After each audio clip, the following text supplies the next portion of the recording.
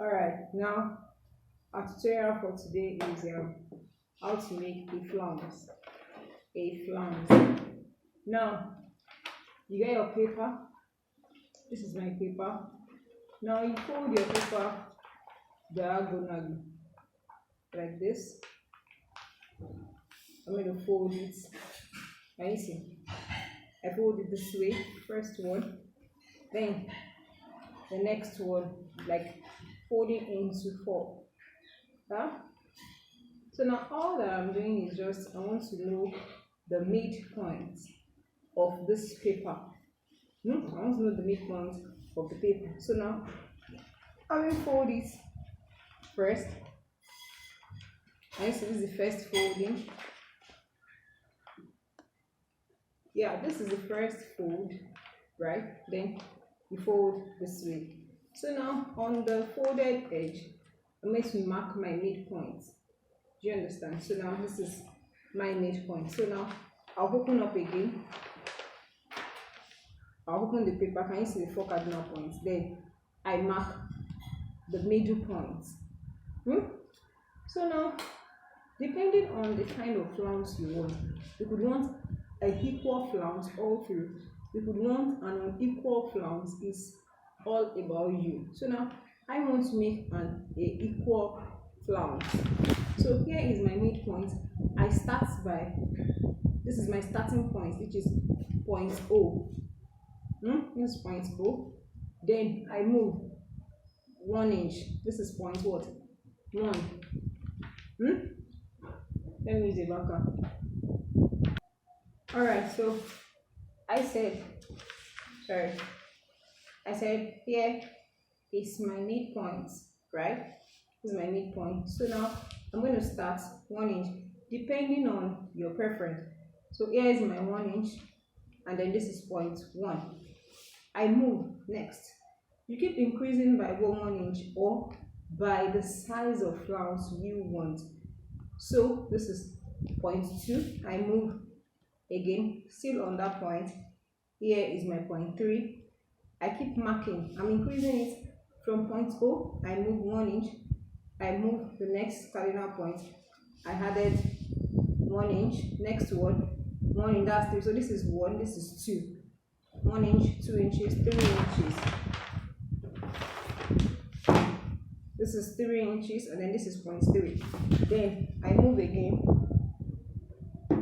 here to this point. Here is 4 inches. This is point 4.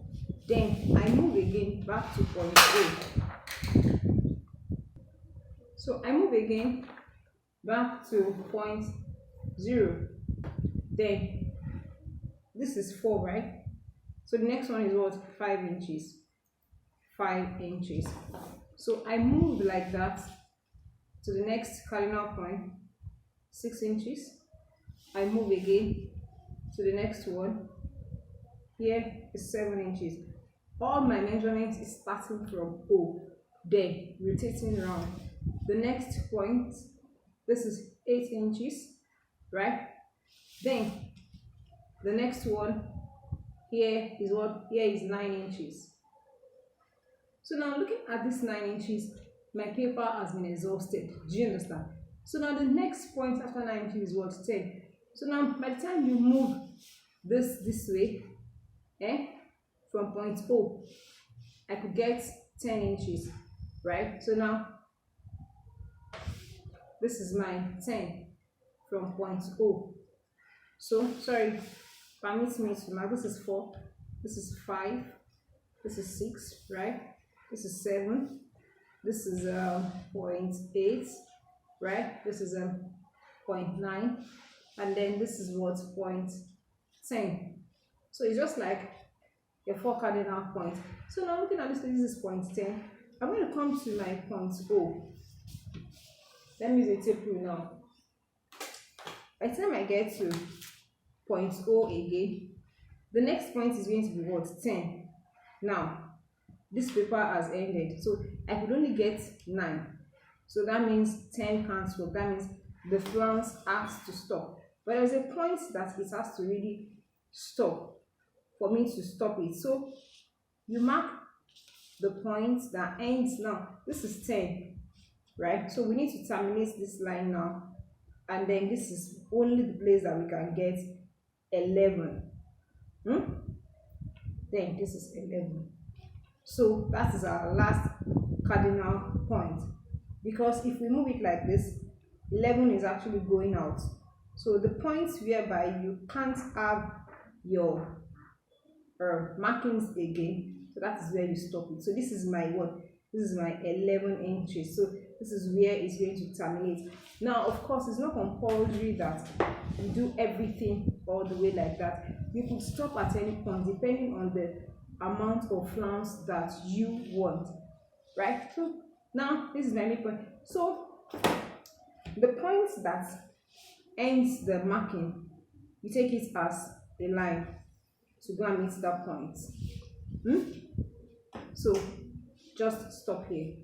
Let's go. So now I'll now begin to do my rounded circle like that. So now from point 0, I'm going to start to point 1, connect to point 2, connect to point 3. Please, you could use a compass or anyhow you are good in your carving. To point 3, right, to point 4, then to point 5, to have my circle. Are you following? Just be blending. Then to meet my point 6, right, to meet my point 6. So next one, to meet my what? Point 7.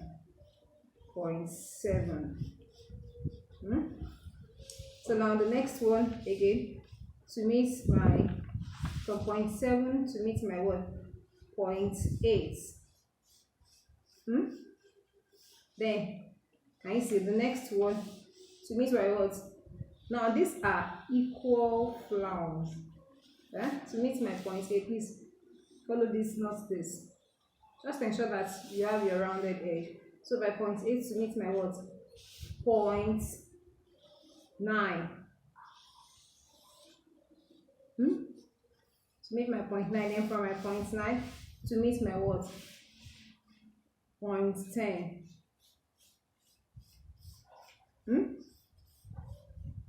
Then from my point 10 to meet what?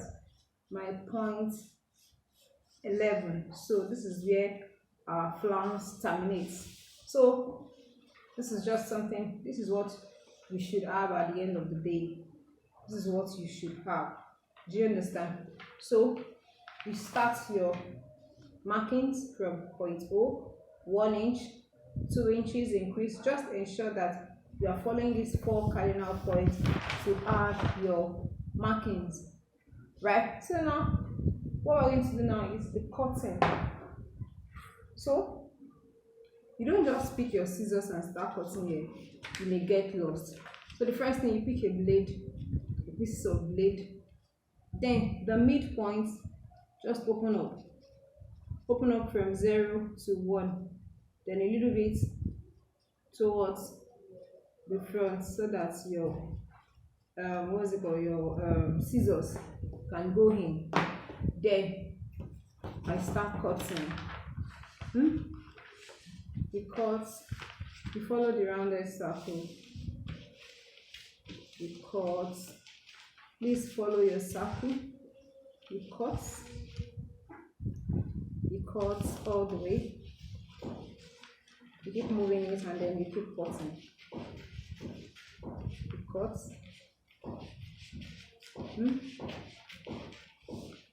so like that.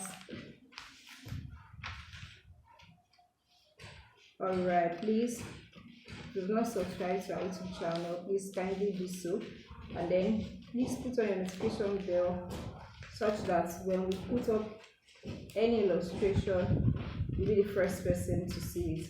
So now I keep cutting, cut it round. So this is different from, this is very different from a flare. You understand? So I'll cut all the way. Oh no, this is so Okay, so you cut this end here, and then you continue your cutting. Oh, all right, you keep cutting, and then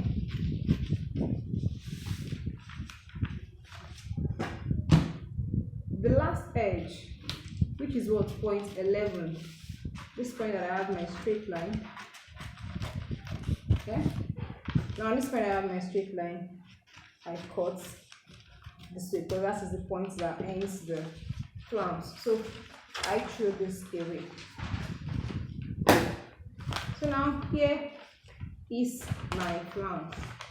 So can you see it's going in a spiral form. So this is the midpoint. So how do you know where actually to cut off? Now looking at this point, so you cut off straight from point 1, not from point 0. So by the time you cut off from point 0, this point is going to be too short for the other. Why? Because we are dealing with an equal flounce. So from point 1, you just take it straight down, straight. That's from point 1. Then you cut it off. So this is gone. So now here is your flounce. So can you see the way it's bouncing? So this is the equal one. So now you could be in this form. Sorry. So now you could fix it on anywhere, on your peplon, on your anything. Now to make it more, because this part is actually going in straight. So this is your point 1. So you could make it straight like this, or you make it come down. No problem. Anything you want, it's your preference. So now, but before cutting, ensure that you have your whatever allowance I want to put. Maybe you want to put it on the waistline to have a zipper or anything. So just take it straight down, then cut it off so that you can have a straight cut. So now if it is an unequal flounce, you determine that by your ranges. Now you may not do 1 inch all the way. You could start from 0.01 inch, then you keep increasing. You increase by as much that you want. So with this, here is my flounce. You could have it pleated together. It is wrong now. You could have it pleated together. Do you understand? You could be pleating it anyhow you want it. Anyhow, you could sew it to anything. You could pleat it. Can you see? Anything you want. So now this is our flounce. This is the equal one. So you could pleat, can you see? Anything. And then you could sew it straight to any edge that you want. It could be a sleeve. You could add it all to a sleeve, but basically this is how to cut a flounce. Thank you. I hope you'll be able to benefit from this class. Can you see that it's really bouncy? This is different from a flip. So thank you. See you in the next illustration. Bye.